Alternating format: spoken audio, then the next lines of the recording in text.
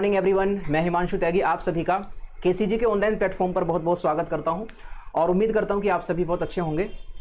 तो जैसा कि आप देख पा रहे हैं कि ये क्या है आपका इंग्लिश बेसिक्स। तो हम लोगों ने एक सीरीज स्टार्ट करी है। जैसे अभी कुछ टाइम पहले आपको जो है जीएस की कुछ वीडियोस मिली होंगी बलवंत सर के द्वारा और कुछ आलोक सर के द्वारा आपको जीएस की यानी स्टैटिक की वीडियोस मिली हैं। तो ऐसे ही हम लोग एक इंग्लिश की पीडीएफ या पीडीएफ कहें कि ई बुक मतलब इंग्लिश की एक बुक को लेकर के आए हैं। तो उसमें से हमने जितना भी मटेरियल है वो पहले आपको एक बार दिखाना चाहते हैं कि किस तरीके से उस बुक में रहेगा। जैसे मान लीजिए जैसे यहाँ पर आपके सामने जो दिया हुआ है आपका पहला पोर्शन की इंग्लिश और इंग्लिश के 3 पोर्शन दिए हुए हैं। एक होता है आपका ग्रामर, एक होता है आपका वोकैबुलरी और एक होता है आपका कॉम्प्रीहेंशन। ठीक है, तो इस सारे पोर्शन को हम लोग जो है इंग्लिश की जो ई बुक हम लोग लेकर के आ रहे हैं। ठीक है, सारे सब्जेक्ट की आ रही है बट मैं आपको इंग्लिश की सूचना दे रहा हूँ। तो उसमें सारा कंटेंट आपको दिया जाएगा जिसको हम पार्ट्स में लेकर के आ रहे हैं। पार्ट्स का मतलब है कि पहले आपका पार्ट 1 आएगा जिसमें केवल बेसिक्स और नाउन चैप्टर होंगे। ठीक है, तो उसमें 40-50 पेज कम से कम होंगे। उसके बाद जब दूसरा पार्ट होगा तो वहाँ पर भी आपको 2 या 3 चैप्टर मिलेंगे, जैसे प्रोनाउन हो गया, उसके बाद में फिर आपका एडजेक्टिव हो गया। तो इसी तरीके से वो बुक के थ्रू ई बुक के थ्रू प्रोवाइड करा दिया जाएगा और उस ई बुक के अंदर वही मटेरियल होगा जो हम क्लास के अंदर बच्चों को कराते हैं। ठीक है, तो बाय चांस अगर आप क्लास के अंदर भी आते हैं और आपको वो मटेरियल पीछे का छूट जाता है, आप नहीं कर पाते हैं, तो आप किसी भी शॉप से जाकर के उसको परचेज कर सकते हैं। ठीक है, तो ये एक बहुत ही अच्छी पहल होगी जो हमें लग रहा है कि भाई अगर हम ई बुक के थ्रू वो डेटा प्रोवाइड कराएं तो ज़्यादातर बच्चों को हेल्प होने वाली है। तो उसको मैं एक बार आपको थोड़ा सा बता देता हूँ कि किस तरीके से हमारा डेटा रहने वाला है। जैसे यहाँ पर हम जितना भी करने वाले हैं वो सारा कुछ ऑलरेडी लिखा हुआ है, ऑलरेडी टाइप्ड है, तो यहाँ पर मार्कर चलाने की ज़्यादा आवश्यकता नहीं होगी और इसकी पीडीएफ आपको डिस्क्रिप्शन बॉक्स में मिल जाएगी। तो केवल आप इसको देखते रहना कैसे कैसे मैं आपको सिर्फ बोल करके बताऊंगा। आप सब जानते हैं कि भाई इंग्लिश जो है उसके 3 पोर्शन होते हैं। कितने पोर्शन होते हैं आपके? 3 पोर्शन होते हैं। पहला होता है आपका ग्रामर और दूसरा होता है वोकैबुलरी और तीसरा होता है आपका कॉम्प्रीहेंशन। ग्रामर पोर्शन जो होता है सबका लगभग बराबर वेटेज है, लगभग 1/3 ये आता है और लगभग 1/3 एग्जाम में ये आता है और लगभग 1/3 पोर्शन आपका एग्जाम में ये आता है। कहने का मतलब है कि अगर आप एग्जाम में 25 क्वेश्चन आ रहे हैं तो लगभग 7-8 क्वेश्चन ग्रामर के आते हैं, 7-8 क्वेश्चन वोकैबुलरी के आते हैं और 7-8 क्वेश्चन आपकी कॉम्प्रीहेंशन के आते हैं। तो अगर आप चाहते हैं कि इंग्लिश आपकी अच्छी हो जाए तो बहुत से स्टूडेंट ये गलती करते हैं, जितना मैंने देखा है कि वो या तो ग्रामर पढ़ते रहते हैं और बहुत से स्टूडेंट केवल वोकैबुलरी को रटते रहते हैं। खैर उसमें ज़्यादातर रटना ही होता है। और कुछ लोग होते हैं जो यूपी बोर्ड से नहीं बल्कि वो मतलब वो इंग्लिश मीडियम से आए होते हैं। ठीक है, सीबीएसई बोर्ड से होते हैं, तो इस वजह से उनका कॉम्प्रीहेंशन ज़्यादा अच्छा हो जाता है, उनकी ग्रामर खराब होती है।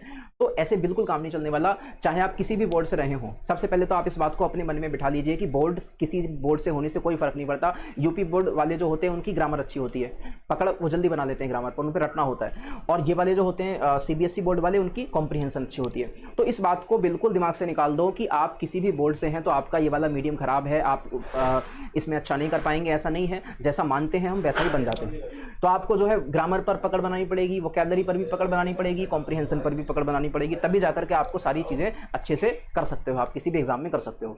ऑलराइट, तो हम स्टार्ट करेंगे भी। यहाँ पर ग्रामर के हमारे चैप्टर हैं। सबसे पहले बेसिक वाला चैप्टर रहता है जिसमें हम लोग छोटी छोटी बातें जानते हैं कि सब्जेक्ट क्या होता है, ऑब्जेक्ट क्या होता है, वगैरह वगैरह। और उसके बाद में टेंस चैप्टर आता है हमारा। 3 टेंस होते हैं, प्रेजेंट, पास्ट और फ्यूचर। उसके बाद में तीसरा हमारा आता है कंडीशनल सेंटेंस। ठीक है, और उसके बाद में चौथा आता है हमारा पार्ट्स ऑफ स्पीच में नाउन चैप्टर आता है। पार्ट्स ऑफ स्पीच में, ठीक है, तो पार्ट्स ऑफ स्पीच में आपका नाउन चैप्टर आता है। ऑलराइट, और बात करें अगर इसके बाद में, तो फिर बाद में हमारा जो चैप्टर आता है वो क्या आता है? वो आता है प्रोनाउन, फिर एडजेक्टिव आता है, फिर वर्ब आता है। ठीक है, और बाकी चैप्टर और भी हैं, वो आगे आएंगे, देखो मैं आपको बताऊंगा। तो बाकी में अगर आप देखोगे तो एडवर्ब आता है, प्रीपोजिशन आता है, कंजंक्शन आता है, इंटरजेक्शन आता है, आर्टिकल चैप्टर आता है, डायरेक्ट इनडायरेक्ट, एक्टिव पैसिव और क्वेश्चन टैग। तो टोटल मिलाकर के चैप्टर हैं आपके पास में। अब ये सारे ही चैप्टर जब आप कर लोगे कंप्लीट तो आपकी ग्रामर कवर हो जाएगी। तो ग्रामर कवर होने के बाद में इन पर जो क्वेश्चन आते हैं वो किस फॉर्म में आते हैं? एरर की फॉर्म में आते हैं, फिल इन द ब्लैंक्स की फॉर्म में आते हैं और सेंटेंस इंप्रूवमेंट की फॉर्म में आते हैं। जैसे मान लो आपने सारे चैप्टर कवर कर दिया, आपने नाउन भी पढ़ा, प्रोनाउन भी पढ़ा, एडजेक्टिव भी पढ़ा, एडवर्ब भी पढ़ा। पढ़ने के बाद में एग्जाम में ऐसा नहीं होता कि इस चैप्टर से क्वेश्चन अलग आएंगे, इस चैप्टर से क्वेश्चन अलग आएंगे, ऐसा नहीं, बल्कि क्वेश्चन केवल 3 ही फॉर्म में आते हैं, या तो एरर की फॉर्म में आते हैं या fill in the blanks. Fill in the blanks का मतलब क्वेश्चन देगा, एक खाली जगह देगा, 4 ऑप्शन दे देगा, तो 4 ऑप्शन में जो सही होगा वो करना है, ये है। और एरर में क्या है? वाक्य में जिस पार्ट में एरर होगी वो पार्ट चुन लेना है हमको। और सेंटेंस इंप्रूवमेंट क्या है कि भाई सेंटेंस में वो जो गलत है उसको इंप्रूव करके सही करना है। तो जब करेंगे क्वेश्चन तो बताऊंगा फिलहाल, लेकिन आपको जो है सारे चैप्टर कवर करने हैं। और उसके बाद अगर हम बात करें तो दूसरा पोर्शन होता है आपका वोकैबुलरी का। One word substitution, idioms and phrases, सिनोनियम, antonym, phrasal verb, और इसमें एक पोर्शन आता है आपका मिसेस पेल्ट और एक फिक्स प्रीपोजिशन। तो ये 6-7 पोर्शन जो है आपके वोकैबुलरी के अंदर आते हैं। ऑलराइट, और बात करें कॉम्प्रीहेंशन में पैसेज, क्लोज टेस्ट और पैराजम्बल। पैराजम्बल मतलब आप जानते हैं PQRS वाला पोर्शन होता है। तो इस तरीके से हमारा जो कवर करने का रहेगा, कंप्लीट इंग्लिश को कवर करेंगे हम लोग, सारी टाइप्ड मिलेगी A to Z। आपको पेन नहीं चलाना है, क्योंकि अगर आप चाह रहे हैं कि जल्दी जल्दी कवर हो जाए सारा, तो उसमें फिर लिखने में थोड़ी देरी हो जाएगी। वैसे सही तरीका तो खैर यही होता है कि जब खुद लिखते हैं पेन से तो ज़्यादा सही रहता है, लेकिन अगर आप जल्दी कवर करना चाह रहे हैं तो वीडियो के डिस्क्रिप्शन बॉक्स में जाना, आपको A to Z typed PDF सब कुछ लिखा हुआ मटेरियल, जैसे यहाँ पर लिखा हुआ है वैसा ही लिखा हुआ आपको मिलेगा। ठीक है, तो आप डिस्क्रिप्शन बॉक्स में जाना, PDF को डाउनलोड कर लेना। ठीक है, चलो मैं आपको बताता हूँ। तो देखिएगा भाई, सबसे पहले स्टार्ट करते हैं हम लोग बेसिक पोर्शन। बेसिक पोर्शन में आता है आपका लैंग्वेज क्या होती है, यानी भाषा क्या होती है। तो सिंपल सी बात है भाई, आप सब जानते हैं कि कह रहा है कि it is a medium of conversation. Hindi में कहा जाए तो बातचीत का माध्यम। हिंदी में कहा जाए तो बातचीत का माध्यम, यानी जैसे मैं आपके सामने बातें कर रहा हूँ, तो मेरी बातें आप तक कैसे जा रही हैं, मतलब मैं अपने विचार आप तक कैसे पहुँचा पा रहा हूँ। तो आप कहेंगे भी मैं बोल रहा हूँ हिंदी भाषा में, अगर मैं चाहता तो इंग्लिश में भी बात कर सकता था, अगर मैं चाहता तो संस्कृत में भी कर सकता था, या किसी और भाषा में भी कर सकता था। तो इसका मतलब है कि हम बातचीत जो कर रहे हैं अपने शब्दों को इस किसी भाषा के माध्यम से आप तक पहुंचा रहे हैं। अगर मुझे ये कहना होता है कि भाई मोहन आ गया है, तो हिंदी में कहा तो मोहन आ गया है, इंग्लिश में कहा तो मोहन हैज़ कम, और संस्कृत में कहेंगे तो किसी और प्रकार से कहा जाएगा भी। तो इसी तरीके से अपने शब्दों को किसी और तक पहुंचाना, जिस माध्यम से पहुंचाएंगे वो माध्यम ही क्या कहलाता है, आपका भाषा कहलाता है। तो हमने अपनी बातों को जिस माध्यम से पहुंचाते हैं दूसरे पर्सन तक, वो भाषा माध्यम कहलाता है। ठीक है, तो भाषा क्या है, बातचीत करने का माध्यम होता है। हर भाषा की छोटी छोटी इकाई होती हैं। अगर मैं आपसे कहूँ इंग्लिश भाषा में कितनी इकाई हैं, तो पहली इकाई है भाई आपकी साउंड। साउंड को कहा जाता है ध्वनि। दूसरी इकाई है आपकी लेटर। लेटर का मतलब क्या है, वर्ण। तीसरी इकाई है आपकी वर्ड। वर्ड का मतलब है आपका शब्द। और जैसे जैसे आप शब्द को मिलाएंगे तो बड़ी यूनिट बनती जाएंगी। फिर वर्ड से बड़ी यूनिट आती है आपकी फ्रेज, जिसको हिंदी में वाक्यांश कहते हैं। फिर क्लोज आता है, जिसको उपवाक्य कहते हैं। जैसे मैं अगर आपसे कहूँ, हिंदी में शायद आपने पढ़ा हो या ना पढ़ा हो, लेकिन हर भाषा में लगभग सेम चीज़ें होती हैं। यही चीज़ें हिंदी में भी हैं, यही इंग्लिश में भी हैं, और यही संस्कृत में भी होंगी। उसके बाद में क्लोज के बाद में आता है सेंटेंस, वाक्य। फिर पैराग्राफ आता है, जिसको पैराग्राफ ही बोल देते हैं। तो इस तरीके से हम लोग छोटी यूनिट से बड़ी यूनिट पढ़ेंगे। पहले सबसे पहले आपको पता होना चाहिए कि ध्वनि क्या होती है, साउंड क्या होती है। फिर पता होना चाहिए कि लेटर क्या होता है। फिर पता होना चाहिए कि वर्ड क्या होता है। फिर पता होना चाहिए कि फ्रेज क्या होती है, क्लोज क्या होती है। तो बात करते हैं कि अगर सबसे पहले साउंड को हम लोग देखें, तो भाई साहब साउंड क्या है, it is the smallest unit of a language on the basis of speaking. ध्यान देना, कह रहा है कि साउंड भाषा की सबसे छोटी इकाई होती है, किस आधार पर, स्पीकिंग, बोले तो बोलने के आधार पर। लेटर क्या है, it is the smallest unit of a language on the basis of writing, लिखने के आधार पर भाषा की सबसे छोटी इकाई। तो अगर कोई आपसे क्वेश्चन पूछता है कि भाषा की सबसे छोटी इकाई क्या होती है, तो आप क्या बताएंगे, आप कहेंगे भाषा की सबसे छोटी इकाई साउंड भी है, भाषा की सबसे छोटी इकाई लेटर भी है। फर्क क्या है दोनों में, फर्क ये है कि ये साउंड है तो ये बोलने के आधार पर छोटी है, ये लेटर है तो ये लिखने के आधार पर छोटी है। वैसे दोनों बराबर है। मैं आपसे कहूँ कि साउंड छोटा है कि लेटर छोटा है, आप कहेंगे साउंड और लेटर दोनों बराबर है। अंतर बस इतना सा है कि ये आपकी बोलने के आधार पर छोटी यूनिट हो गई, ये लिखने के आधार पर छोटी यूनिट हो गई। हालांकि दोनों बराबर है, वही साउंड है वही लेटर है, वो लिखने के आधार पर है, एक बोलने के आधार पर है। तो भाषा की छोटी इकाई लेटर भी होता है और साउंड भी होता है, दोनों बराबर है। अंतर एक बोलने के आधार पर, एक लिखने के आधार पर।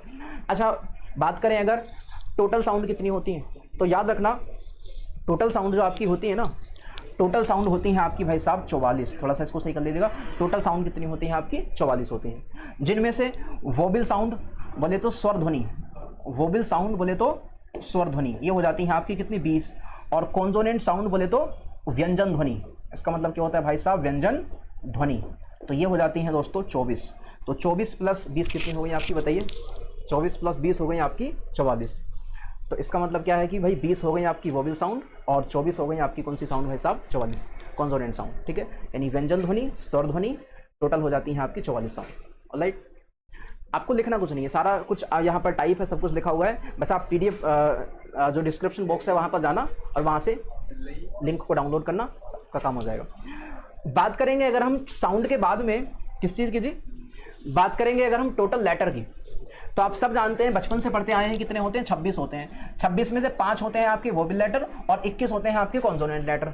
कौन नहीं जानता, वोबल लेटर होते हैं A, E, I, O, U, ठीक है। और ये होते हैं बाकी के जो बच गए B C D Y Z, जितने भी आपके बच गए वो कॉन्सोनेंट होते हैं। अब एक बात समझिएगा, कई लोग सोचते हैं कि इनको हमने अंतर क्यों किया है, मतलब उनको अलग क्यों कर दिया, इनको अलग क्यों कर दिया। भाई कुछ वजह होगी ना। मैं आपसे पूछूं कि हम एक को कह रहे हैं कि भाई इंडिया, एक को कह रहे हैं पाकिस्तान, तो किस आधार पर अलग करा है? उसकी कुछ अलग विशेषता है, हमारी कुछ अलग विशेषता है। तो इस आधार पर अगर हमने कहा ये वोबल है, ये कॉन्सोनेंट है, तो कोई अंतर तो होगा। तो अंतर क्या है भाई साहब? अंतर यह है कि जनरेटेड बाय वोकल कोड, ये जो बोले जाते हैं आपके मनुष्य के गले में होती है स्वर तंत्रिका। स्वर तंत्रिका को हिंदी में कहा जाता है वोकल कोड, ठीक है। तो वोकल कोड बोले तो स्वर तंत्रिका, जिसको आम बोलचाल में हम लोग कंठ कह देते हैं। तो इनकी जो साउंड आती है, जो ए ई आई ओ यू, इनकी साउंड केवल कहाँ से आती है? स्वर तंत्रिका से आती है। जैसे आप बोल करके देखिए, अगर मैं आपसे कहूं ए या ई या आई या ओ या यू, तो इसमें मनुष्य के होठों का कोई काम नहीं है। मनुष्य के होठ आपस में टच नहीं होते बिल्कुल भी। मनुष्य की जीभ का कोई काम नहीं है। अगर बिना जीभ वाला मनुष्य भी कोई है तो वो भी आपका जो है ए ई आई ओ यू बोल पाएगा। अगर किसी पर्सन को बोलना है कॉन्सोनेंट लेटर, बोले तो उस व्यंजन ध्वनि, तो ये जनरेटेड बाय टंग और टीथ, मनुष्य की जीभ के द्वारा या फिर मनुष्य के होठों के द्वारा बोला जाता है कॉन्सोनेंट को। मान लो मुझे कहना है बी, तो आप खुद बोलिएगा बी, आप मेरी बात मत मानना, खुद भी बोलना, तो आपके लिप्स आपस में टच होंगे। बी बी बी टच हो रहे नहीं हो रहे? अच्छा, अगर जीभ टच, अगर मान लो ये होठ टच नहीं हो रहे तो फिर जीभ ऊपर जाकर टच होगी। मान लो कहो सी सी, तो जीभ तो होठ तो टच नहीं हो रहे, लेकिन आपकी जीभ ऊपर जाकर के टच होगी, आपकी टंग टच होगी। तो इसका मतलब एक्स बोलिए, एक्स एक्स, वाई बोलिए, जेड बोलिए। इनमें या तो आपकी जीभ का काम लिया जा रहा है या टीथ या फिर दांतों का काम लिया जा रहा है, ठीक है। यहाँ पर आप लिप्स लिख सकते हैं, LIPS लिप्स, ठीक है। तो जो लिप्स होते हैं आपके होठ, उसका भी काम लिया जा रहा है। तो ये चीज़ें या तो आपके लिप्स की हेल्प से बोली जाएंगी, या टंग की हेल्प से बोली जाएंगी, या टीथ की हेल्प से बोली जाएंगी, जबकि वो वोकल कोड की हेल्प से बोली जाती है। तो याद रखना, इनको जो अलग किया गया है कि भाई ये कह रहे हैं कि जनरेटेड बाय वोकल कोड, और ये है जनरेटेड बाय टंग, टीथ और लिप्स, तो इस आधार पर इनको कॉन्सोनेंट कह दिया गया और इनको स्वर कह दिया गया, ठीक है। तो ये स्वर है, वोबल, ये व्यंजन है। व्यंजन का मतलब क्या होता है दोस्त? इसका मतलब होता है आपका कॉन्सोनेंट। तो इस तरीके से आप याद रख लीजिएगा कि ये अलग हो गए और वो आपके अलग हो गए। आगे चलते हैं। तो लेटर के बाद में हमारा आता है वर्ड, जिसको हिंदी में कहा जाता है शब्द। शब्द क्या होता है इसको देखना है। तो शब्द का मतलब देखो, it is a meaningful combination of 2 और मोर देन 2 लेटर्स। तो इसका मतलब क्या है कि यह एक, पहली कंडीशन मीनिंगफुल कॉम्बिनेशन होना चाहिए। क्या होना चाहिए? मीनिंगफुल कॉम्बिनेशन होना चाहिए। दूसरी कंडीशन, 2 या 2 से ज्यादा शब्दों का समूह होना चाहिए। 2 या 2 से, ऐसे करो ना। पहली कंडीशन क्या है? पहली कंडीशन की कॉम्बिनेशन है, ये समूह है। दूसरी कंडीशन मीनिंगफुल है। मीनिंगफुल मतलब इसका शब्द अर्थ भी तो कुछ ना कुछ निकलना चाहिए ना। मान लो मैं आपसे कहता हूं, इसको देखो टी को, टी मैंने कहा तो टी तो समूह ही नहीं है, तो एक है अपने आप में। यह है समूह, समूह नहीं है, तो समूह नहीं है तो इसका मतलब शब्द भी नहीं है। दूसरा मैंने कहा आपसे ETA, तो इसका कोई अर्थ नहीं है, इसका कोई सेंस नहीं है। भाई ई और टी और ए, 3 लेटर तो हो गए, समूह तो बन गया। समूह बनने का मतलब पहली शर्त तो मान ली गई, लेकिन इसका मीनिंग नहीं है कोई भी। तो इसका मतलब ये भी लेटर नहीं है और ये भी लेटर नहीं है, सॉरी ये भी वर्ड नहीं है और ये भी वर्ड नहीं है। आगे बात करेंगे तो EAT, तो EAT का मतलब होता है खाना, ईट मीन्स खाना। तो ये समूह भी है और इसका मीनिंग भी आ रहा है, तो इसलिए ये आपका वर्ड हो जाएगा। इसका सेंस भी है प्लस यह एक समूह भी है, दोनों चीज़ हो गई। तो याद रखना, लेटर को मिलाकर 2 या 2 से ज़्यादा लेटर को मिलाकर के क्या बनेगा? एक वर्ड बनेगा। शर्त क्या है? पहली चीज़ तो वो शब्द का, पहली चीज़ तो वो लेटर का समूह, 2 लेटर का, 3 का, 4 का, 5 का, ऐसे करके। दूसरी शर्त, उसका मीनिंग भी तो आना चाहिए ना। ऐसी थोड़ी कि हम कोई भी लेटर का समूह बना देंगे, ठीक है ना, याद रखना। अब एक शर्त आपने यहाँ पर देखी होगी, छोटा सा एक्सेप्शन होता है, वो होता है किसके बारे में? आई के बारे में और ए के बारे में। आई क्या होता है? तो आई एक सिंगल लेटर है, भाई आई अकेला है ना, और ऐसे ही ए क्या है? ये भी एक सिंगल लेटर है क्योंकि अकेला है, लेकिन ये डबल काम करते हैं। ये साथ में वर्ड भी होते हैं, साथ साथ में लेटर भी होते हैं। लेटर तो इसलिए है क्योंकि अपने आप में सिंगल है, लेटर तो इसलिए है क्योंकि सिंगल है अपने आप में। वर्ड क्यों है? वर्ड इसलिए है क्योंकि इनकी अपनी मीनिंग भी होती है। इसका मीनिंग मैं होता है और इसका मीनिंग आपका एक होता है। तो इस वजह से यहाँ पर आपको दोनों सेंस में लिया जाता है, ये आपका लेटर भी होते हैं और ये आपके वर्ड भी होते हैं। बाकी इन दोनों को छोड़ करके वही परिभाषा, वही डेफिनेशन अलाउ करी जाती है जो आपने पीछे देखी थी। अगला आता है आपका सेंटेंस। तो सेंटेंस कह रहा है कि it is a meaningful combination of 2 और मोर देन 2 वर्ड्स। अंतर क्या है? पहले था, अगर आप पीछे आओगे तो पहले था मीनिंगफुल कॉम्बिनेशन 2 या 2 से ज्यादा लेटर्स का, यहां है मीनिंगफुल कॉम्बिनेशन 2 या 2 से ज्यादा वर्ड्स का। तो 2 या 2 से ज्यादा लेटर्स को मिलाने पर तो वर्ड बनेगा, और दो या दो से ज़्यादा वर्ड्स को मिलाने पर सेंटेंस बनेगा। तो आप देख लो यहाँ पर सेंटेंस की परिभाषा क्या है, दो या दो से ज़्यादा शब्दों को मिलाकर जो एक संरचना तैयार होती है वही क्या कहलाती है, आपकी सेंटेंस कहलाती है। तो आप ध्यान से देखना, एग्जाम्पल जैसे कह रहा है कि ही प्लेज हॉकी, तो साफ दिख रहा है कि यहाँ पर पहली बात तो 1 2 3 यहाँ पर आपके समूह बन गया है, और दूसरी बात क्या है कि यहाँ पर आपका जो है भाई साहब सेंस भी निकल रहा है, मीनिंग भी इसकी है अपनी, ठीक है। तो ये है आपका सेंटेंस, ठीक है, ये सेंटेंस है आपका। चलो आगे चलते हैं। अब इसके बाद में सेंटेंस को डिवाइड करा गया है भाई 2 भागों में। सेंटेंस को डिवाइड करा गया है कितने भागों में, 2 भागों में। पहला है सब्जेक्ट और दूसरा क्या है आपका प्रेडिकेट। तो बात करें अगर सब्जेक्ट जो होता है इसको हिंदी में उद्देश्य कहा जाता है और प्रेडिकेट को हिंदी में आपका विधेय कहा जाता है, ठीक है ना, इसको हिंदी में विधेय कहा जाता है। अब सब्जेक्ट को उद्देश्य कहा गया है, लेकिन याद रखना डूअर अलग होता है, DOER। डूअर को हिंदी में कहा जाता है कर्ता, ठीक है। तो इसमें कंफ्यूज मत होना, सब्जेक्ट अलग होता है, डूअर जो होता है वो अलग होता है, ठीक है, वो अलग होता है। तो डूअर का मतलब जो कार्य कर रहा है, मतलब इसको हिंदी में कर्ता कहा जाता है, और सब्जेक्ट की बात करें तो ये उद्देश्य कहा जाता है। ऐसा तो हो सकता है कि जो डूअर है वही सब्जेक्ट बन जाए, लेकिन ऐसा नहीं हो सकता कि जो सब्जेक्ट है वो उल्टा डूअर बन जाए। दोनों में कंडीशन है, वो समझनी पड़ेंगी आपको। आप ध्यान से देखना, अगर हम बात करें परिभाषा क्या है, मतलब इसको हम पहचानेंगे कैसे, तो जिसका जिक्र किया जाता है वाक्य के अंदर, जिसका जिक्र किया जाता है वो कहलाता है आपका सब्जेक्ट। जिसका जिक्र हो रहा है, जैसे मान लो मैं आपसे कहता हूँ मोहन खाना खा रहा है, तो खाना खा रहा है ये बात किसके बारे में, किसका जिक्र हुआ, मोहन का। मोहन सब्जेक्ट है। मैं आपसे कहता सभी लोग जा चुके हैं, तो मैंने जो ये बोला जा चुके हैं किसके बारे में कही, सभी लोग के बारे में, तो किसका जिक्र हुआ, सभी लोग का। तो सभी लोग यहाँ पर सब्जेक्ट हो जाएगा।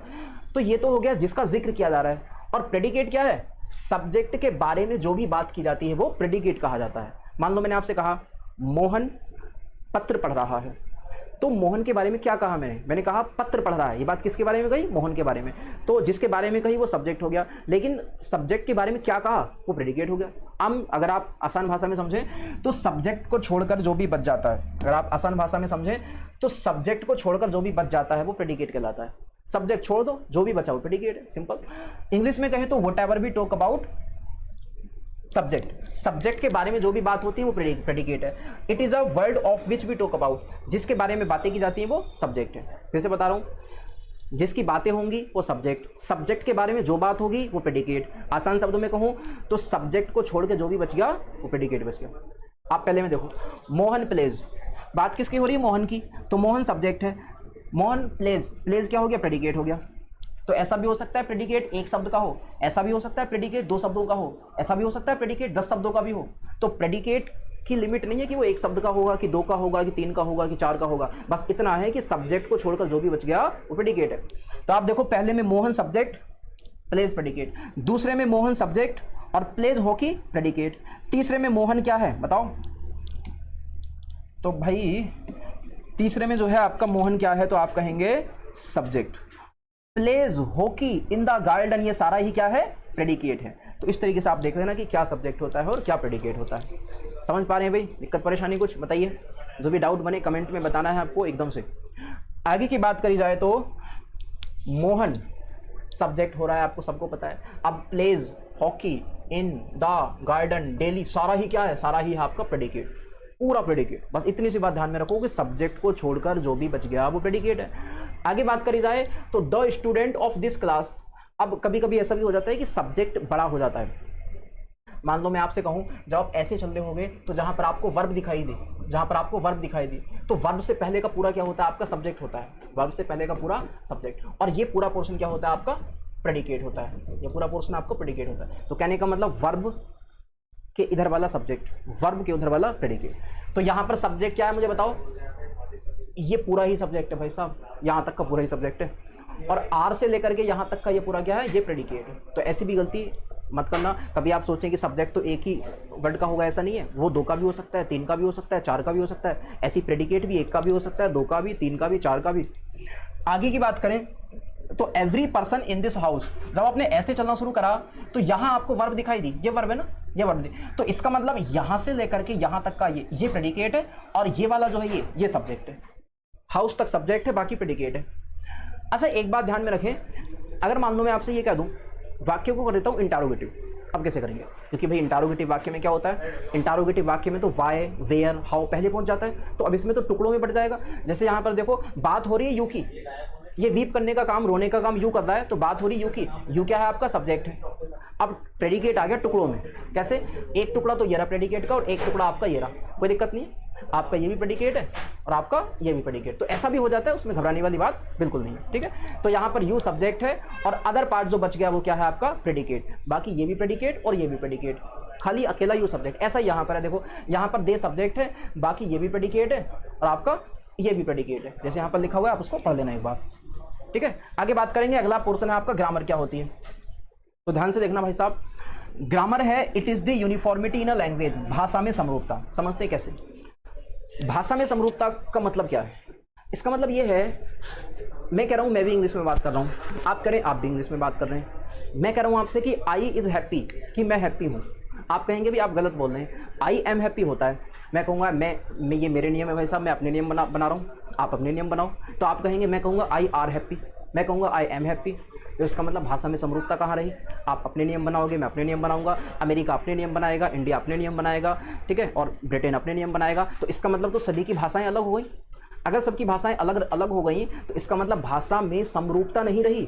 फिर मैं भी इंग्लिश बोल रहा हूँ, वो भी इंग्लिश बोल रहे हैं, और फिर भी हम एक दूसरे को समझ नहीं पाएंगे। तो इसका मतलब ये है भाषा में समरूपता लानी पड़ेगी कि हमारी इंग्लिश भी वही होगी और आपकी इंग्लिश भी वही होगी। ये काम कौन करता है? ये काम ग्रामर करता है। ग्रामर कहता है कि भाई आई आर हैप्पी, ये आर वाले भी गलत है और आई इज हैप्पी इज वाला भी गलत है, आई एम हैप्पी। तो इसका मतलब ये है कि सभी को किसके रूल्स मानने पड़ते हैं? ग्रामर के रूल्स मानने पड़ते हैं। तो ग्रामर का काम होता है भाषा में क्या लाना? समरूपता लाना। तो भाषा में समरूपता लाने का काम किसका होता है? ग्रामर का होता है। It is the uniformity in a language. आगे देखिएगा, अगला है ऑब्जेक्ट। ऑब्जेक्ट कह रहा है कि it is a word through which the action of the subject passes. इसका मतलब है कि ऑब्जेक्ट एक ऐसा वर्ड होता है जिसके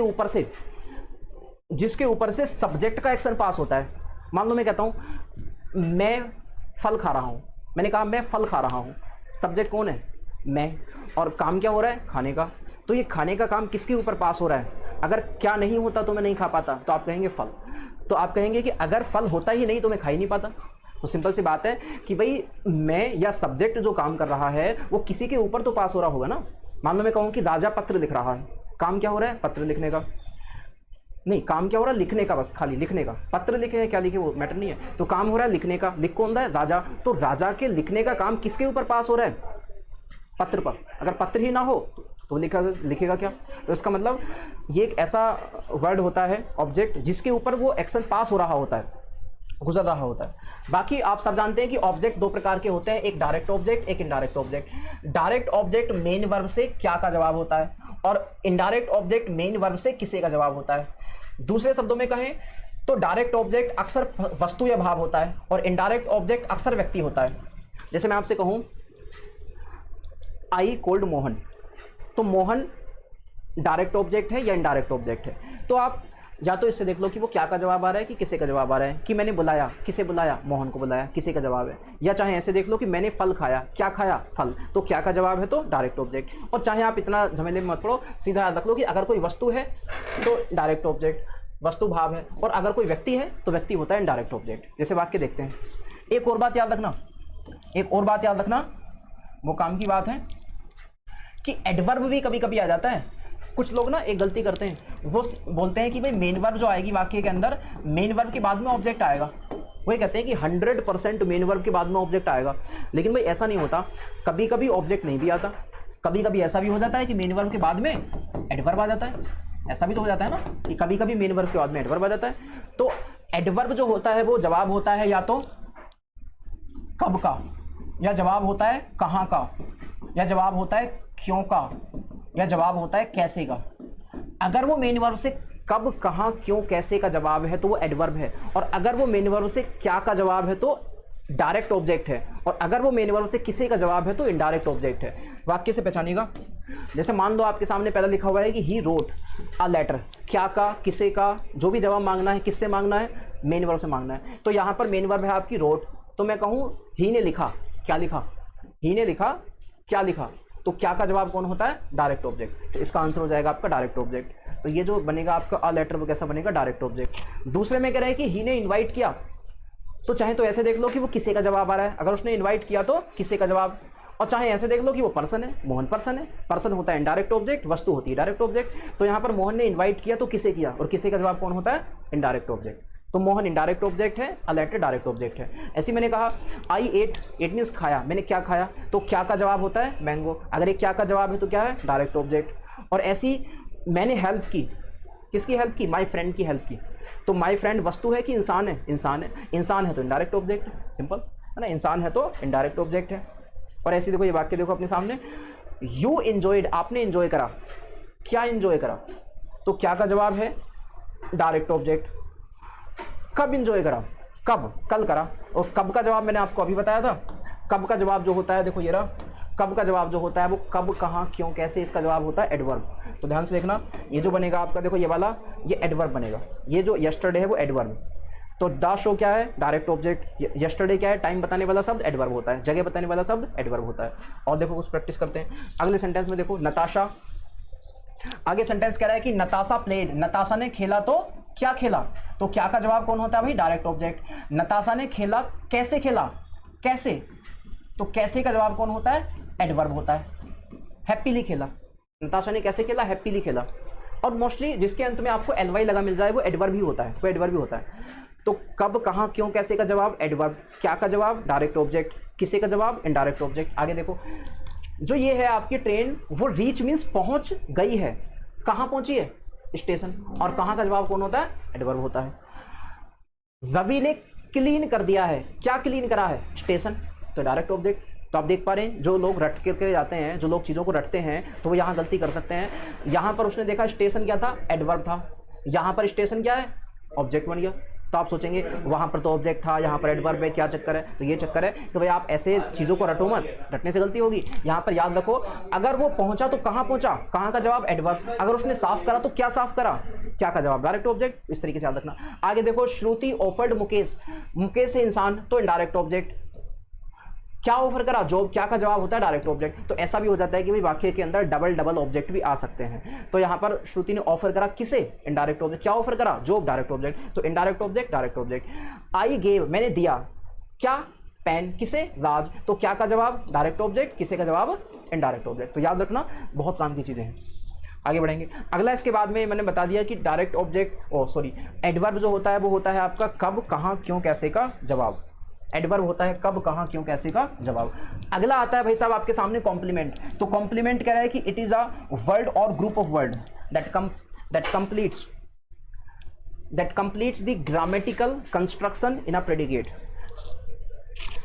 कॉम्प्लीमेंट एक ऐसा शब्द होता है जो किसी भी वाक्य के अंदर ग्रामर की संरचना को पूरा करता है, ग्रामर की संरचना को पूरा करता है। परिभाषा से कोई लेना देना है नहीं, परिभाषा काम की नहीं है, ना तो पूछी जाती है और ना इससे कोई फायदा हमें मिलने वाला है। मेन चीज़ ऐसे समझो कि कॉम्प्लीमेंट दो प्रकार के होते हैं, एक सब्जेक्ट कॉम्प्लीमेंट होता है, एक ऑब्जेक्ट कॉम्प्लीमेंट होता है। इसको यहाँ पढ़ने का कोई फायदा नहीं है, ये सिर्फ मैंने बता दिया है कि ये भी हिस्सा है ग्राम इंग्लिश का। बाकी इसको जो पढ़ा जाता है वो वर्ब टॉपिक के अंदर पढ़ा जाता है। जब वर्ब टॉपिक हम लोग पढ़ेंगे तो उसके अंदर मैं आपको बताऊंगा कि वहाँ पर जो है वर्ब के अंदर इसको कैसे कैसे हम लोग समझते हैं। तो अभी फिलहाल चाहो तो इस पर ध्यान मत देना क्योंकि वर्ब का हिस्सा है, वर्ब चैप्टर के अंदर आएगा, वहाँ अच्छे से समझते हैं इस चीज़ को।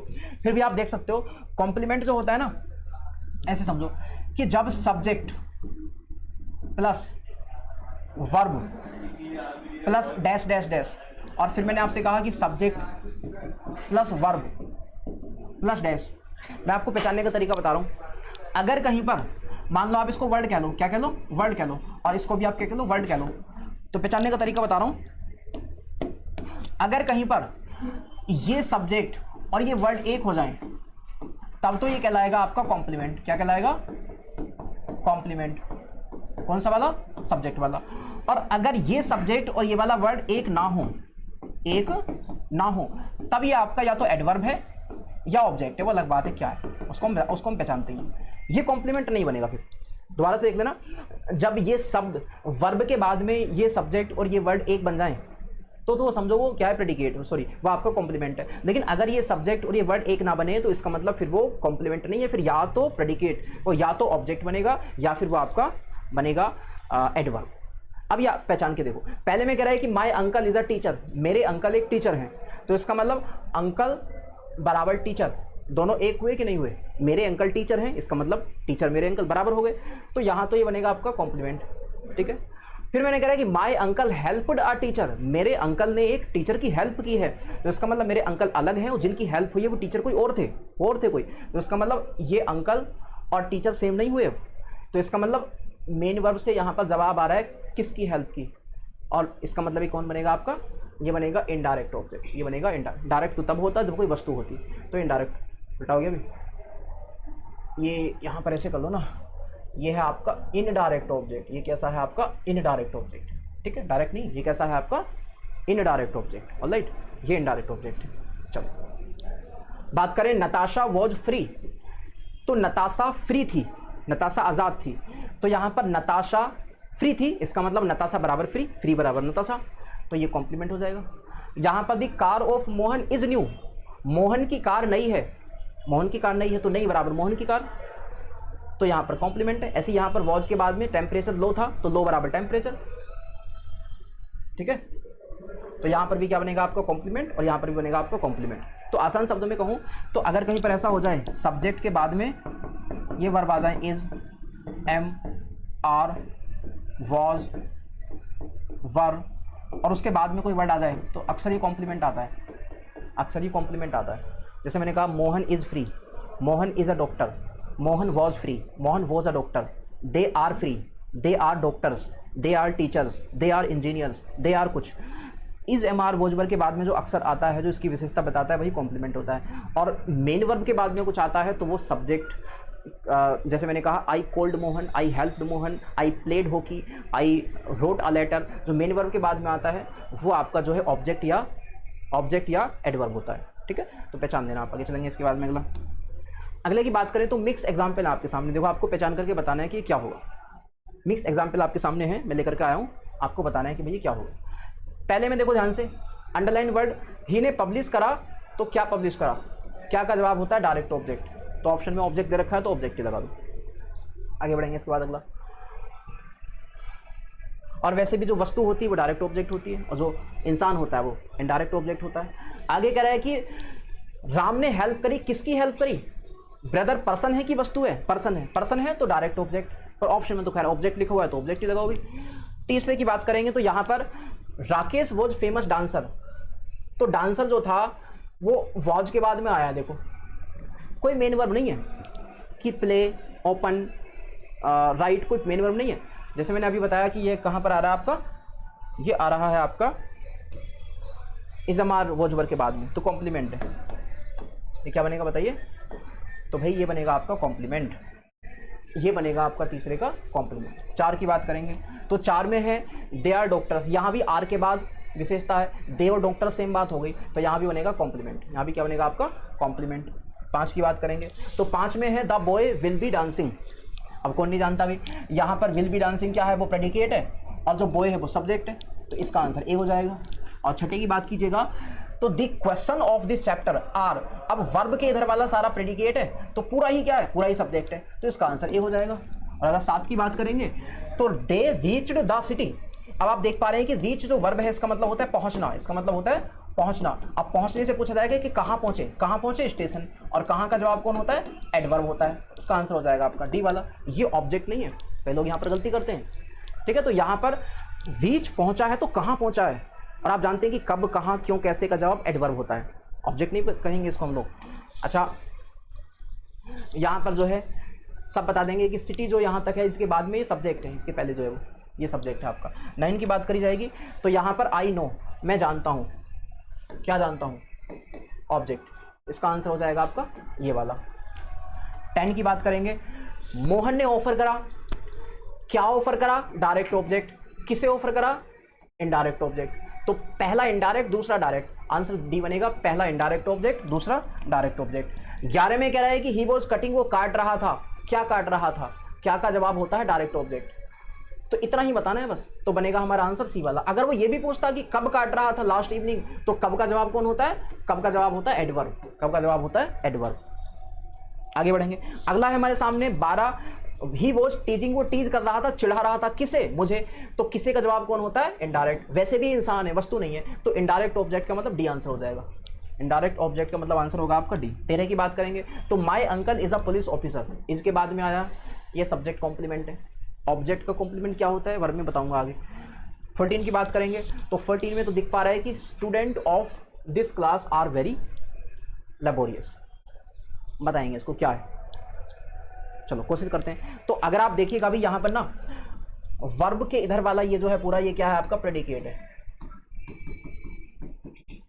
और ये जो है पूरा ये वाला भी ये वाला तो आप कहोगे ये क्या है आपका सब्जेक्ट है। जब वो एक शब्द से थोड़ा ज़्यादा शब्द लेता है, 2 का 3 का 4 का 5 का, तो उसको हम कंप्लीट सब्जेक्ट बोल देते हैं। क्या बोल देते हैं? कंप्लीट सब्जेक्ट कहते हैं। लेकिन जो इस प्रीपोजिशन के पीछे वाला आता है जिसके हिसाब से आगे की वर्ब डिसाइड होती है, वर्ब जो आई है वो स्टूडेंट्स के हिसाब से आई है, तो ये जो होता है पीछे वाला, इसको नाम दिया जाता है, मैं आपको बताऊं, मेन सब्जेक्ट, खास सब्जेक्ट। इसको नाम दिया जाता है मेन सब्जेक्ट या इफेक्टिव सब्जेक्ट। वो वर्ब पर इफेक्ट डाल रहा होता है कि प्लूरल लें या सिंगुलर लें। या एक और नाम होता है हेड वर्ड, वो मालिक होता है हेड वर्ड। या एक और नाम होता है हेड वर्ड सब्जेक्ट वर्ड, एक और नाम होता है सब्जेक्ट वर्ड। ठीक है जी, सब्जेक्ट वर्ड। तो आप देख लो इनको, एक बार दोबारा से बता रहा हूं भाई। जब एक बड़ा सा सब्जेक्ट आ जाए आपके सामने तो उसमें जो प्रीपोजिशन नजर आ जाएगी उसके पीछे वाला ही हमारा होता है असली सब्जेक्ट, क्योंकि इसी के हिसाब से आगे की वर्ब आई है।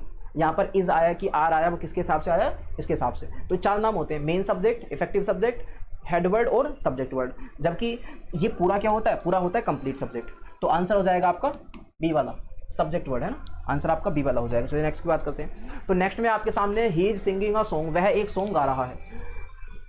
तो सब्जेक्ट को छोड़ करके क्या बचा? प्रेडिकेट। और आगे की बात करेंगे, all the students studying in this college, वो सारे स्टूडेंट जो इस कॉलेज में पढ़ रहे हैं आर बिजी, वो बिजी है। What is the predicate in this sentence, sentence के अंदर प्रेडिकेट क्या है जरा बताइए सोच करके। तो आप कहेंगे भाई साहब वो सारे स्टूडेंट जो इस क्लास में पढ़ रहे हैं आर बिजी, ये प्रेडिकेट है, ये तो प्रेडिकेट है, बताओ है कि नहीं? ये प्रेडिकेट है, क्योंकि जब आप ऐसे और ऐसे चलना शुरू कर दे हो तो ऐसे ऐसे ऐसे ऐसे ऐसे, तो यहाँ जो वर्ब आ जाती है, वर्ब से इधर वाला सारा क्या होता है? प्रेडिकेट, उधर वाला सारा सब्जेक्ट। तो आंसर होगा आर बिजी, 16 का ये हो जाएगा, 16 का हो जाएगा आपका ये वाला। अब अगला पोर्शन हमारा स्टार्ट होता है काइंड्स ऑफ सेंटेंस। ये पूरी इंग्लिश का बेसिक मैं आपको कवर करा रहा हूँ, उसके बाद चैप्टर स्टार्ट होगा नाउन। तो बात करें अगर वाक्यों का जो क्लासिफिकेशन होता है वो 2 आधार पर होता है। एक तो उनकी फॉर्मेशन के आधार पर, मतलब उनकी बनावट के आधार पर, मतलब उनकी रचना के आधार पर, और दूसरा उनके मीनिंग के आधार पर, उसका अर्थ क्या है। तो वाक्य 2 आधार पर बांटे जाते हैं, एक तो अर्थ के आधार पर, मीनिंग के आधार पर, और एक संरचना के आधार पर, बोले तो फॉर्मेशन के आधार पर। आपने 10 क्लास में 12 क्लास में पढ़े होंगे, संरचना के आधार पर 3 प्रकार के होते हैं, सिंपल, कॉम्प्लेक्स, कंपाउंड। और ये टाइप जो हम पढ़ते हैं सिंपल, कॉम्प्लेक्स, कंपाउंड, उसको हम पढ़ते हैं कंजंक्शन चैप्टर के अंदर। तो जैसे ही कंजंक्शन चैप्टर आएगा तो मैं आपको बताऊंगा तीनों क्या है, बट फिलहाल अभी हम ये पढ़ने वाले हैं 5 प्रकार। ये अभी का हिस्सा नहीं है क्योंकि अभी मैं आपको समझाऊंगा तो आप समझ नहीं पाएंगे। कंजंक्शन जब तक ना पढ़ा हो तो ये समझ में नहीं आ सकते हमारे, कंजंक्शन के बाद इनको पढ़ना होता है। और अगर आप मीनिंग के आधार पर बांटोगे तो पहला होता है असर्टिव, इंटरोगेटिव, इंपेरेटिव, ऑप्टेटिव और एक्सक्लेमेटरी। असर्टिव 2 भागों में होता है, एक अफर्मेटिव, इसी को पॉजिटिव कहा जाता है, अफर्मेटिव या पॉजिटिव, और इसको नेगेटिव, एक नेगेटिव होता है। और दूसरा इंटरोगेटिव, इंटरोगेटिव भी 2 प्रकार का होता है, एक यस नो टाइप का, एक यस नो टाइप का, और एक आपका WH टाइप का ना, एक यस नो टाइप, एक WH टाइप। और इंपेरेटिव होता है, जानेंगे क्या होता है अभी, ऑप्टेटिव होता है और एक्सक्लेमेटरी होता है। तो एक एक करके जानते हैं। सबसे पहला टाइप जो हमारा आता है भाई साहब वो क्या है आपका? Assertive sentence. देखते हैं क्या होता है, चलो कोशिश करते हैं असर्टिव के बारे में बात करते हैं। तो असर्टिव का मतलब होता है यह एक पॉजिटिव या नेगेटिव कथन होता है जो कुछ इन्फॉर्मेशन देता है। कहने का मतलब यह है, जैसे आप ऐसे समझो, मान लो मैं आपसे कहूँ मोहन जा रहा है, तो ये मैं बता रहा हूँ। मैंने कहा मोहन नहीं जा रहा है, तो ये भी मैं आपको बता ही रहा हूँ। मोहन जा रहा है या मोहन नहीं जा रहा है, मैं तो आपको बता रहा हूँ ना। तो जब हम कुछ बात इन्फॉर्मेशन दे रहे होते हैं, जब कुछ इन्फॉर्मेशन दे रहे होते हैं, कुछ बता रहे होते हैं, कोई कथन दे रहे होते हैं, तो वो आपका कहलाता है असर्टिव। अब असर्टिव 2 भागों में बढ़ जाती है। हो सकता है वो कथन पॉजिटिव वे में बताया जा रहा हो सकता है वो कथन नेगेटिव वे में बताया जा रहा हो। मैंने कहा मोहन जा रहा है, मैं पॉजिटिव बात बता रहा हूँ, मोहन नहीं जा रहा है, नेगेटिव बात बता रहा हूँ, बट है तो कथन ही, इन्फॉर्मेशन दे ही तो रहा हूँ, अब दे थोड़ी रहा हूँ। अगर मैं कहता क्या मोहन जा रहा है, पूछ रहा हूँ, तो फ्री हो जाता है इंटरोगेटिव। तो पूछ रहा होता है, जब बात को पूछ रहे होते हैं, इन्फॉर्मेशन ले रहे होते हैं तो इंटरोगेटिव, और इन्फॉर्मेशन दे रहे होते हैं तो असर्टिव होता है। तो ये 2 प्रकार का होता है अभी असर्टिव, एक पॉजिटिव, एक नेगेटिव। पॉजिटिव को अफर्मेटिव कहते हैं। तो इसमें सब्जेक्ट के बाद में हेल्पिंग वर्ब आती है, सब्जेक्ट के बाद में हेल्पिंग वर्ब आती है, और इसमें हेल्पिंग वर्ब और मेन वर्ब के बीच में नोट भी आ जाता है। नेगेटिव होता है तो कहाँ नोट आता है, हेल्पिंग वर्ब मेन वर्ब के बीच में नोट आता है। बाकी ये सब्जेक्ट के आगे आती है हेल्पिंग वर्ब। अगर ये इंटरोगेटिव हो जाता तो हेल्पिंग वर्ब पीछे पहुंच जाती फिर। ठीक है, तो पहला देखो।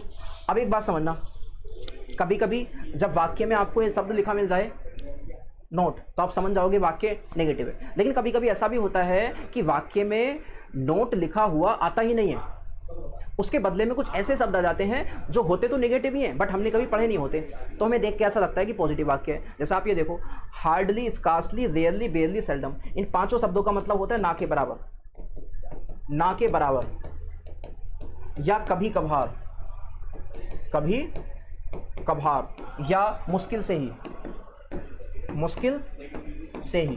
मान लो मैं आपसे कहूं कि मोहन कभी कभार टीवी देखता है, मोहन हार्डली वॉचेस टीवी, या मोहन स्कार्सली वॉचेस टीवी, या मोहन रेयरली वॉचेस टीवी, या मोहन बेयरली वॉचेस टीवी, या मोहन सेल्डम वॉचेस टीवी। आप ये भी कह सकते हैं कि मोहन ना के बराबर टीवी देखता है, मोहन कभी कभार टीवी देखता है, मोहन मुश्किल से टीवी देखता है। तो पांचों वर्ड की सेम मीनिंग है इसका मतलब, और पांचों ही वर्ड, ध्यान देना भाई, पांचों ही वर्ड, बहुत काम की बात है, पांचों ही वर्ड आपके नेगेटिव है। इनमें इनके साथ में नोट लगा हुआ नहीं है, बट फिर भी ये सारे शब्द कैसे हैं आपके नेगेटिव हैं, सारे शब्द कैसे हैं आपके नेगेटिव। अगर ये शब्द किसी वाक्य के अंदर आ जाएं तो इनके साथ में फिर नोट नहीं आता है और ये खुद ही सेंटेंस को नेगेटिव बना देते हैं। ये शब्द दिख जाएं किसी सेंटेंस में तो समझ जाना वाक्य नेगेटिव है, नोट नहीं आएगा, पर नोट के आए बिना ही वो नेगेटिव बन जाएंगे वाक्य। चलो आगे बात करते हैं। ये शब्द भी नेगेटिव है। अगर किसी वाक्य में फ्यू अकेला आ जाए तो ये भी नेगेटिव है, लिटिल अकेला आ जाए ये भी नेगेटिव है ना, लिटिल अकेला आ जाए ये भी नेगेटिव है, अनटिल आ जाए negative, unless negative, lest negative, refuse negative, forbid negative. लेकिन याद रखना, अगर आफ यू आ जाए, अगर क्या आ जाए आफ यू, तो पॉजिटिव है। अगर आ लिटिल आ जाए, अगर आ लिटिल आ जाए तो पॉजिटिव है। फिर से बात बता रहा हूँ, वाक्य के अंदर little negative, a little positive, few negative, a few positive, और until, unless, lest, refuse, barely, seldom, hardly, scarcely सब नेगेटिव। तो कुछ वाक्य पहचानो जरा। पहला वाक्य देखो, तो आप देख पा रहे हैं पहले वाले वाक्य में यहाँ पर आपको ना तो कहीं नोट दिख रहा है, ना कहीं हार्डली है, ना कहीं स्कार्सली है, ना कहीं रेयरली है, ना कहीं अनटिल है, ना कहीं अनलेस है। तो वाक्य कैसा है, अफर्मेटिव है। अफर्मेटिव वैसे असल में तो ये असर्टिव वाक्य है, पर असर्टिव का भी टाइप देखा जाए तो फिर अफर्मेटिव। ठीक है, अगले में यहाँ पर आपको नोट दिखाई दे रहा है तो नेगेटिव है, यहाँ पर आपको नेवर दिखाई दे रहा है तो नेगेटिव है, यहाँ पर आपको हार्डली दिख रहा है तो देखो हार्डली दिख रहा है तो वाक्य के अंदर कहीं नोट दिखा नहीं, नोट नहीं दिखेगा, ये खुद ही वाक्य को नेगेटिव बना देगा। हार्डली के आने की वजह से वाक्य कैसा बना आपका, नेगेटिव बना।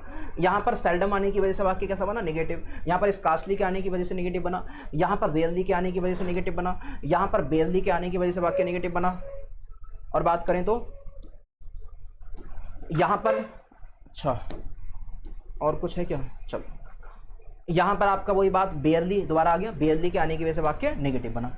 और आगे की बात करें, यहाँ पर है आपके सामने वाक्य भाई लिटिल नेगेटिव, यहाँ पर है आ लिटिल, बताया था मैंने, आ लिटिल हो जाए तो अफर्मेटिव पॉजिटिव, फ्यू नेगेटिव, लेकिन आ फ्यू है तो पॉजिटिव अफर्मेटिव। तो याद रखना, सब्जेक्ट के बाद में हेल्पिंग वर्ब आ रही है तो असर्टिव, और सब्जेक्ट के पीछे पहुंच रही है तो इंटरोगेटिव, और उसमें भी ये शब्द आ जाए, नोट आ जाए, कुछ आ जाए तो समझो फिर वो नेगेटिव हो गई। अगला टाइप हमारे सामने आता है, अगला है इंटरोगेटिव। तो बात करते हैं भी इंटरोगेटिव क्या होता है। अगले टाइप की बात करते हैं, वो टाइप क्या है आपका दोस्त, इंटरोगेटिव। तो जैसा मैंने अभी कहा था, क्या कहा था, ये दो प्रकार का होता है। एक में तो हेल्पिंग वर्ब सब्जेक्ट के पीछे पहुंच जाती है, वहां पर सब्जेक्ट के आगे थी, यहाँ पीछे है। और एक में सब्जेक्ट के पीछे हेल्पिंग वर्ब तो जा ही रही है, उसके पहले क्वेश्चन वर्ड भी है, प्रश्नवाचक शब्द भी है। ये दो प्रकार के होते हैं, एक को यशनो टाइप कहते हैं, एक को डब्ल्यूएच टाइप कहते हैं। यशनो टाइप में क्या होता है, यहाँ में हाँ ना में आंसर मिल जाता है, हाँ ना में आंसर मिल जाता है। और इसमें क्या होता है, इसमें हाँ ना में आंसर नहीं मिल पाता है।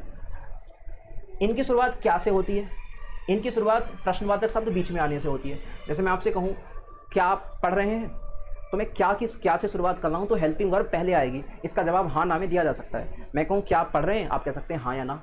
मैं कह सकता हूँ क्या मोहन जा चुका है, आप कह सकते हैं हाँ या ना। लेकिन अगर मैं कहूँ आप क्यों पढ़ रहे हैं, तो आपको हाँ ना में आंसर नहीं, आपको बोल के बताना पड़ेगा। मोहन कब जा चुका है, तो हाँ ना में आंसर नहीं आएगा, आपको बोल के बताना पड़ेगा। तो इसी तरीके से यहाँ पर जो है, जब सब्जेक्ट के पीछे हेल्पिंग वर्ब जाती है तो यशनो टाइप हाँ ना में जवाब दिया जा सकता है। जब सब्जेक्ट के पीछे हेल्पिंग वर्ब के पहले क्वेश्चन वर्ड भी आता है तो दूसरा टाइप इंटरोगेटिव का क्वेश्चन वर्ड टाइप, दूसरा टाइप बोलते हैं। तो इसमें इंफॉर्मेशन ली जाती है, याद रखना। इंटरोगेटिव में हम सूचना ले रहे हैं कि आप क्या पढ़ रहे हैं, क्यों पढ़ रहे हैं, कब पढ़ रहे हैं, क्या कैसे पढ़ रहे हैं। यहाँ इन्फॉर्मेशन ले रहे हैं और वहाँ इन्फॉर्मेशन दे रहे थे, वहाँ इन्फॉर्मेशन दे रहे थे, यहाँ इन्फॉर्मेशन ले रहे हैं। तो पहला देख लो, यहाँ पर हेल्पिंग वर्ब डज पहले है, इंटरोगेटिव का पहला टाइप। यहाँ पर वाई पहले है, क्वेश्चन वर्ड, इंटरोगेटिव का दूसरा टाइप। यहाँ पर वाई पहले है, WH टाइप। यहाँ पर हेल्पिंग वर्ब पहले है, पहला टाइप। यहाँ पर वेयर पहले है, इंटरोगेटिव का दूसरा टाइप। यहाँ है पहले है, इंटरोगेटिव का पहला टाइप। यहाँ वाई पहले है, इंटरोगेटिव का दूसरा टाइप। तो बहुत ही आसान है, कोई दिक्कत वाली बात नहीं है। अगला आता है हमारे सामने भी इम्पेरेटिव। तो देखते हैं इम्पेरेटिव क्या होता है। इम्पेरेटिव की बात करते हैं भाई। अगला है हमारा कौन सा, इम्पेरेटिव। तो बात करते हैं इम्पेरेटिव की। इम्पेरेटिव में अक्सर ऑर्डर दिया जाता है, रिक्वेस्ट की जाती है, कमांड या एडवाइस वगैरह दी जाती है। ठीक है, मान लो कोई ऑर्डर दिया जाए, एडवाइस दी जाए, कमांड दी जाए, रिक्वेस्ट की जाए, तो ये इम्पेरेटिव में होती है। पहचान की बात करी जाए, पहचान क्या है? तो पहचान है हमारी, अगर बात पहचान की जाए तो या तो ये वाक्य की शुरुआत V1 से होती है, या डू नॉट से होती है, या लेट से होती है, या वाक्य में कहीं प्लीज़, काइंडली, सर, मैडम वगैरह वगैरह शब्द दिए होते हैं। जैसे मैंने कहा कम हेयर, यहाँ आओ, तो शुरुआत वर्ब की फर्स्ट फॉर्म से हो रही है। Open the door, door open करो, तो यहाँ पर शुरुआत V1 से हो रही है। या मैं मना करूँ कि डोंट ओपन द डोर, दरवाज़ा मत खोलो, तो शुरुआत डोंट से या डो नॉट से हो रही है। या मैं कहूँ डोंट गो देयर, वहाँ मत जाओ, तो यहाँ पर डोंट से शुरुआत हो रही है। ठीक है, या फिर लेट से शुरुआत होती है, लेट मी गो, मुझे जाने दो, लेट अस प्ले, चलो खेलते हैं, लेट्स वर्क, चलो काम करते हैं। तो या तो लेट से शुरुआत होती है, डो नॉट से होती है, या V1 से होती है। या कहीं ना कहीं प्लीज़, काइंडली, सर मैम आ जाता है कि please open the door, kindly requested, या kindly go there, sir come here, ऐसे करके होती है। तो आप देख पा लो यहाँ पर आप भाई, आपके सामने पहला वाक्य क्या है, ओपन द डोर, वर्ब की फर्स्ट फॉर्म से स्टार्टिंग हो रही है, डोंट से स्टार्टिंग हो रही है, लेट से स्टार्टिंग हो रही है, प्लीज से स्टार्टिंग हो रही है, काइंडली आया हुआ है, सर आया हुआ है, मैडम आया हुआ है, और ओपन द डोर क्या है, वर्ब की फर्स्ट फॉर्म। तो इस तरीके से यहाँ पर जो है आपके सामने बनते हैं वाक्य, या तो V1 से बनते हैं, या फिर डो नॉट या डोंट से बनते हैं, या फिर आपका जो है काइंडली, प्लीज़, मैडम, सर आ जाते हैं, या फिर कहीं ना कहीं लेट आ जाता है। तो ये वाक्य होते हैं आपके कौन से, ये होते हैं आपके इम्पेरेटिव ना, ये होते हैं आपके इम्पेरेटिव। अगला आता है ऑप्टेटिव। ऑप्टेटिव की बात करते हैं। तो ऑप्टेटिव में क्या होता है, इनमें चार चीज़ें करते हैं, या तो वरदान देते हैं किसी को वरदान, या प्रार्थना करते हैं किसी के लिए प्रार्थना, या श्राप देते हैं किसी को श्राप, या विश, कोई नमस्कार करते हैं किसी प्रकार की नमस्कार। तो ये चार चीज़ें अक्सर शो करी जाती हैं किसमें, ऑप्टेटिव वाक्य में। अब इस ऑप्टेटिव वाक्य में आप ध्यान से देखिएगा, अक्सर स्ट्रक्चर ये बनता है कि सब्जेक्ट के पहले मे आ जाता है। जैसे मैंने कहा मे यू लिव लॉन्ग, तो ये क्या है, वरदान है। या मैं कहूँ may God bless you, God को शामिल कर दें तो प्रार्थना है। या मैं कहूँ मे मोहन डाई, तो ये क्या है, कर्स, किसी को श्राप दिया जा रहा है। तो इसमें अक्सर क्या होता है कि सब्जेक्ट के पहले आ जाता है मे, और इसको लेकर के या तो श्राप दिया जाता है ना, कर्स, या फिर प्रार्थना करी जाती है, या ब्लेसिंग, वरदान दिया जाता है, या विश मीन्स कोई नमस्कार किया जाता है। इस तरीके से होता है। तो आप देखो पहला वाक्य पहले में दिया हुआ है आपका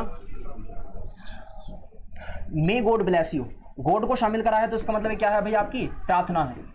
वाक्य कैसा हो गया, ऑप्टेटिव हो गया। दूसरे में मे यू लिव लॉन्ग, इसमें हम कह रहे हैं कि आपकी उम्र लंबी हो, गॉड को शामिल नहीं कर दे, तो ये वरदान है। ये क्या है, आपका वरदान है। मैं कह रहा हूं कि मे यू डाई, सबको दिख रहा है कि क्या है, आपका श्राप है, कर्स है। और फिर मैं कह रहा हूं कि may you become a doctor, आप एक डॉक्टर बन जाओ, तो ये भी हमारा वही समझो, वरदान समझो, या विश समझ सकते हैं, वरदान हो गया, विश हो गया। और पांचवें कह रहा है आपके सामने गुड मॉर्निंग अंकल, तो जब हम किसी को नमस्कार करते हैं, गुड मॉर्निंग, गुड इवनिंग वगैरह, तो ध्यान रखना उसमें मे नहीं आता है, तो याद रखना गुड मॉर्निंग में नमस्कार तो कर ही नहीं। खैर, तो ये भी वाक्य कैसा है आपका, बताओ, ये भी है ऑप्टेटिव, और ऊपर वाले भी सारे कैसे हैं, ऑप्टेटिव। और इसकी बात करें तो इंटरजेक्शन एक्सक्लेमेटरी वाक्य कैसे होते हैं, तो बात समझना, एक्सक्लेमेटरी वाक्य में जो होती है, यहाँ पर सेंटेंस में सडन फीलिंग को शो किया जाता है। मान लो आपको अचानक से गुस्सा आ गया, तो आप क्या बोलेंगे, को ऐसा वर्ड बोलेंगे जिससे आपका गुस्सा निकल जाए। आपको अचानक से खुशी मिली, तो आप क्या बोलेंगे, अचानक से बोलेंगे आप हुर्रा, हुर्रे, खुशी में बोलते हैं। अचानक से आपको दुख हुआ तो आप अलास बोलते हैं। अचानक से आपको दर्द हुआ तो आउच बोलते हैं, ठीक है। और अचानक से आप सरप्राइज हो गए तो ओ माय गॉड बोलते हैं। तो ये बातें कहाँ पर होती हैं, ये होती हैं आपकी एक्सक्लेमेटरी सेंटेंस में। तो याद रखना, जब ये कंजंक्शन दिख जाए आपको वाक्य के अंदर, तो समझ जाइए वाक्य कैसा है, एक्सक्लेमेटरी है। और सबसे बड़ी पहचान इनका साइन होता है आपका ये वाला, वाक्य में कहीं भी आपको ये वाला साइन मिले तो वाक्य कैसा है, एक्सक्लेमेटरी, ठीक है। इनमें क्या, इनको क्या बोलते हैं, इनको बोलते हैं इंटरजेक्शन बोलते हैं। तो पहला वाक्य है hurray we have won the lottery, तो खुशी के साथ में बता रहे हैं कि खुशी की बात है, हम लॉटरी जीत गए। तो इसकी वजह से वाक्य कैसा हुआ, एक्सक्लेमेटरी। यहाँ पर दुख के साथ में कह रहे हैं कि उसके एकमात्र फ्रेंड की डेथ हो चुकी है, तो अलास को देखकर हम कहेंगे वाक्य कैसा है, एक्सक्लेमेटरी। यहाँ पर कह रहे हैं कि wow your hand writing is very beautiful, तो इसका मतलब यहाँ पर बात किस चीज़ की हो रही है, यहाँ पर बात हो रही है आपकी सरप्राइज की। तो वाओ को देख करके आप कहेंगे कि वाक्य कैसा है, ये है, मतलब कि एक्सक्लेमेटरी। और यहाँ पर ब्रेवो, बहादुरी से कह रहे हैं, बहुत बहादुरी मतलब पीठ थपथपा रहे हैं, कह रहे हैं कि भाई आपने अच्छा किया है, तो साइन को देखते हुए कहेंगे हम ये है। और एक और देखो जी, यहाँ पर देखिए व्हाट आर यू डूइंग, ये तो खैर इंटारोगेटिव है, ये क्या है आपका, इंटारोगेटिव है। ये तो हम प्रश्न को पूछ रहे हैं कि आप क्या कर रहे हैं, ये तो इंटारोगेटिव है। लेकिन ऐसा भी होता है कि व्हाट से स्टार्टिंग होती है और अंत में एक्सक्लेमेशन मार्क आ जाता है। देखो इसको देखो ध्यान से, यहाँ पर what a nice pen it is, कितना नाइस पेन है, तो शुरुआत व्हाट से हो रही है और मार्क कौन सा, मार्क ये वाला है, तो इसका मतलब ये कैसा है, ये है आपका एक्सक्लेमेटरी। और इसकी बात करें तो हाउ आर यू ब्रदर, आप कैसे हैं, पूछा जा रहा है, तो ये है आपका इंटारोगेटिव, ये कैसा इंटारोगेटिव। लेकिन इसमें how beautiful the girl sees, तो यहाँ पर मार्क ये वाला आया है, ये वाला आया, तो इसमें क्या बनेगा आपका बताओ, ये बनेगा एक्सक्लेमेटरी, ये बनेगा एक्सक्लेमेटरी। तो ध्यान रखना हाउ और व्हाट, इनसे भी एक्सक्लेमेटरी वाक्य बन सकता है। अगर इनके अंत में ये साइन आया तो एक्सक्लेमेटरी है, और अगर इन्हीं के अंत में ये साइन आया तो इंटारोगेटिव है। ठीक है, तो उम्मीद कर रहा हूँ कि ये चीज़ आप याद रखेंगे। अब इसमें कुछ वाक्य हैं आपकी प्रैक्टिस के लिए, तो मैं आपको जल्दी जल्दी निशान लगा देता हूँ क्योंकि आपने सब कुछ समझ लिया है। तो गवर्नमेंट मेक्स पॉलिसीज अफर्मेटिव, ठीक है। अगला यहाँ पर आपको नोट दिख रहा है तो नेगेटिव। अगले में यहाँ पर आपको I have no pen, no दिख रहा है तो नेगेटिव। नेक्स्ट की बात करें तो यहाँ पर नेवर दिख रहा है, नेगेटिव। यहाँ पर बात करें तो यहाँ पर आपका जो है वर्ब भी देखो आगे है, कोई नोट भी नहीं आया, कोई हार्डली स्कार्सली भी नहीं आया, तो ये कैसा है, अफर्मेटिव। अगली बात करें तो सब्जेक्ट के पीछे पहुंच गई हेल्पिंग वर्ब, तो इंटारोगेटिव। अगले की बात करेंगे साथ की, तो साथ में देखो सब्जेक्ट के पीछे हेल्पिंग वर्ब है, तो ये भी कैसा बताओ, इंटारोगेटिव। और यहां पर बात करें ओपन द डोर, शुरुआत कहां से हो रही है, V1 से, तो ऐसा आपका इंपेरेटिव। और इसमें डू नॉट, जब वाक्य की स्टार्टिंग V1 से हो या डू नॉट से हो या लेट से हो तो इंपेरेटिव होता है, तो ये भी कैसा है आपका, इंपेरेटिव है। ऐसा मत समझना कि नोट आ गया तो नेगेटिव, इंपेरेटिव है ना, डोंट से स्टार्टिंग हो रही है, या V1 से हो जाए, डोंट से हो जाए। और इसकी बात करें तो प्लीज आया है, imperative, please kindly sir ma'am, ठीक है। और इसकी बात करें तो हुर्रे, हुर्रे आया है तो एक्सक्लेमेटरी। और इसकी बात करें अलास आया है तो एक्सक्लेमेटरी। और यहाँ पर आपका ब्रेवो आया है तो एक्सक्लेमेटरी। बात करें good morning, good morning, good evening, goodbye, जब नमस्कार करते हैं तो ऑप्टेटिव। और ये वाक्य आपका गुड बाय, गुड बाय भी वही है तो ऑप्टेटिव। नेक्स्ट की बात करेंगे तो मे, अब वाक्य से पहले मे आ गया, may you become an income tax officer, तो यहाँ पर बात किस चीज़ की हो रही है, यहाँ पर बात हो रही है विश या आपकी कोई वरदान, तो मे से स्टार्टिंग हो रही है, वरदान है आपका कोई, तो वाक्य कैसा, ऑप्टेटिव, ठीक है। विश प्रार्थना, कोई प्रार्थना हो, प्रेयर वगैरह, विलासिंग हो। अब फ्यू अकेला आता है तो नेगेटिव, और फ्यू के साथ ए आता है, आ फ्यू, तो पॉजिटिव, ठीक है। बस ये। और 18 है आपके सामने, देखो 18 में कह रहे हैं कि आ फ्यू, तो ये बन जाएगा भी पॉजिटिव। और 19 की बात करें तो नोबडी, भाई नोबडी तो खुद ही नेगेटिव है, नो अगर वाक्य में आ गया तो नेगेटिव है, तो ये कैसा बनेगा, नेगेटिव। और बात करें हार्डली आया है तो नेगेटिव। बात करें लेट, वाक्य की शुरुआत लेट से होती है तो क्या होता है, इंपेरेटिव, इंपेरेटिव। अगला है आपके सामने वाई, वाई का मतलब इंटारोगेटिव, लेकिन साथ में नोट भी है, देखो डोंट, नोट भी है, तो इसका मतलब इंटारोगेटिव नेगेटिव दोनों है। अगले की बात करें तो व्हाट से शुरुआत हुई, अंत में मार्क आपको नजर आ रहा है ये वाला, तो बनेगा एक्सक्लेमेटरी। और 23 में हाउ से शुरुआत हुई, अंत में मार्क कौन सा, ये वाला, तो ये कैसा बनेगा आपका, ये। 25 की बात करें तो may you gifted with that, यहाँ पर वरदान दे रहे हैं कि may you gifted with all that you want, कि भगवान करे आपको वो सब मिले जो आप चाहते हैं। मे से शुरुआत हो रही है, ऑप्टेटिव, ठीक है। चलो फिर ऐसा करते हैं, क्लास खत्म होने के बाद में आप एक बार कमेंट करके सभी लोग बताएंगे कि क्लास आपको कैसी लगी, ठीक है। और इसमें जो था आपका सारा पोर्शन मैंने आपको बेसिक का कवर करके दे दिया है, अगला चैप्टर आपका नाउन का होगा, ठीक है। Thank you very much. Comment जरूर करिएगा, कमेंट करके आप बताना जरूर कि जैसा भी आपको लगा हो या आपको किसी और सुधार की आवश्यकता हो, ठीक है। तो ये ई बुक है, इसको परचेज कर लीजिएगा। और बाकी इसमें जो जो चीज़ें हैं, मतलब किस तरीके से काम होगा, कैसे होगा, वो सारा मैं आपको वीडियो की फॉर्म में आकर के बताता रहूँगा। और आपकी वोकैबुलरी क्लास डेली चल रही है, वो चलती रहेगी, ठीक है। Thank you very much.